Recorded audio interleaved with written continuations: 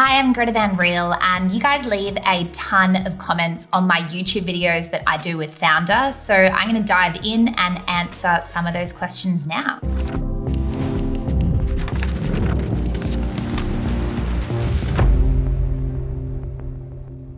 So moving on to our next question, it's another influencer question. Which is great. I love a good influencer question.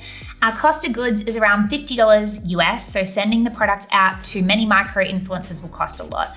Would you go for a smaller amount of bigger influencers or still recommend micro influencers? Thanks. It depends, who is willing to receive your product.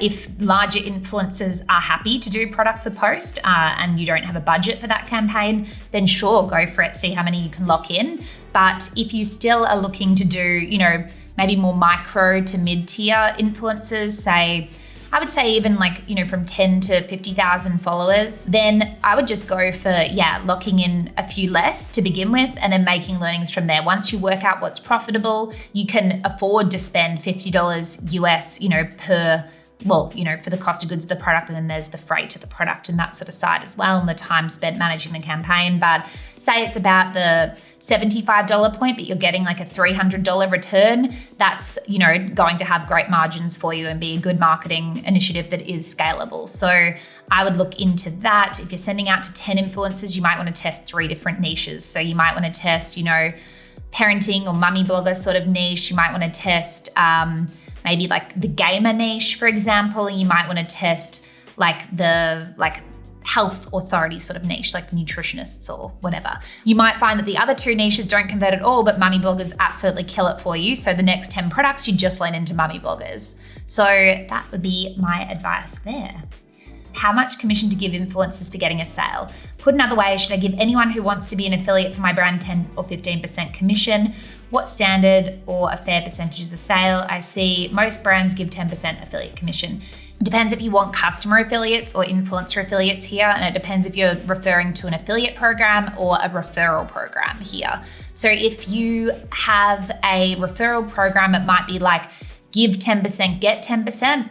A percent in a referral program isn't as strong an offer as depends on, what the product is that you're offering it off on. But say you're selling like a blender, like to blend smoothies, for example, and it's like a $200 blender and you're able to offer, $50 off that product as a whole to bring that down to $150. Depends what your cost per acquisition sort of is there.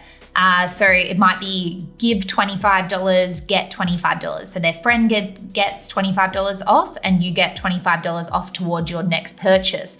That isn't like a cash incentive. That is, $25 off your already marked up price. So it's, it's not quite the same as having to give like a cashback sort of incentive, like an affiliate program. But if you are looking for an affiliate program, again, just work with your numbers, work with your margins, look at what your cost per acquisition generally is, and would 15% be a much more enticing sort of offer? If you can offer that within your margins and within your cost per acquisition, that's still lower than maybe your paid ads cost per acquisition, I would definitely go for the higher offer. We try to give, the highest possible offer as per our margins because we want that to convert better than our paid advertising, of course, because that has inherent virality, it has shareability. So that's kind of the point of an affiliate campaign. So I would say go as high as you can within reason, within your margins. I don't know how to do all this outreach with Instagram's new algorithm. I keep getting blocked just for liking and commenting a few times and only a few messages a day.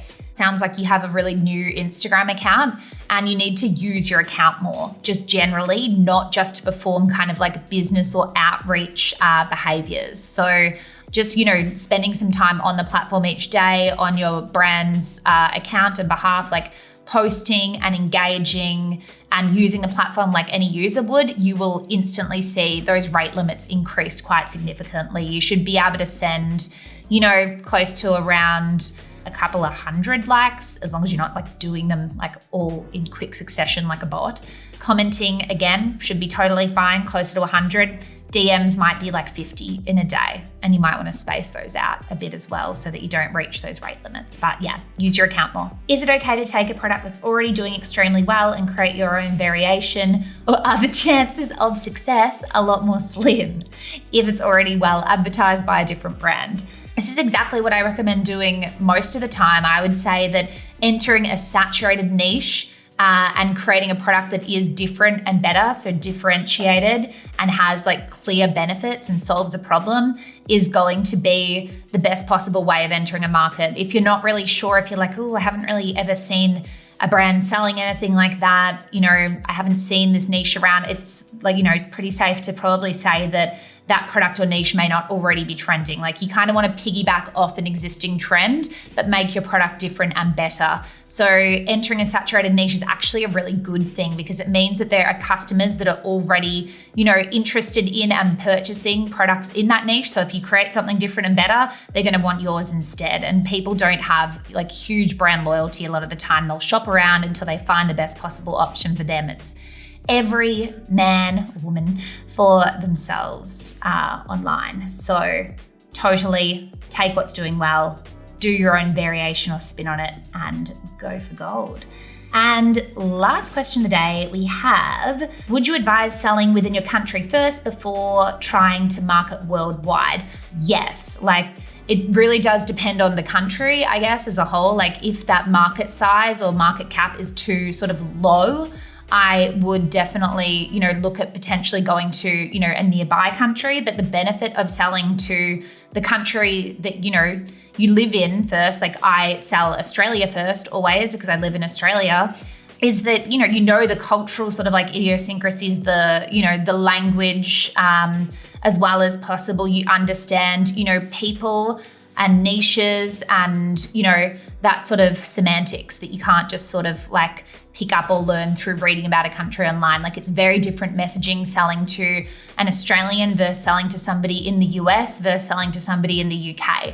So I would say start where and then start to move out from there and do, your market research as you go. But starting in the country you already live in means that you already have so much background knowledge and you've already got, so much like subconscious and unassumed knowledge that you wouldn't even realize that you do know. So I would say from a point of ease, definitely start out in the country that you are from. So those were a few of your questions that I've seen lately. If you do have any burning e-commerce questions, please do leave them in the comments below so that we can get to them in later videos because they were really fun to answer. Thanks, guys. Hey guys, hope you're loving our videos and that you're getting heaps of value from them. If you are, make sure to hit the like button and make sure to subscribe to join the Foundr Fam. If you did enjoy this video and want to continue to master your skills, make sure you click here to access your free training now, where we'll go into way more depth with this founder.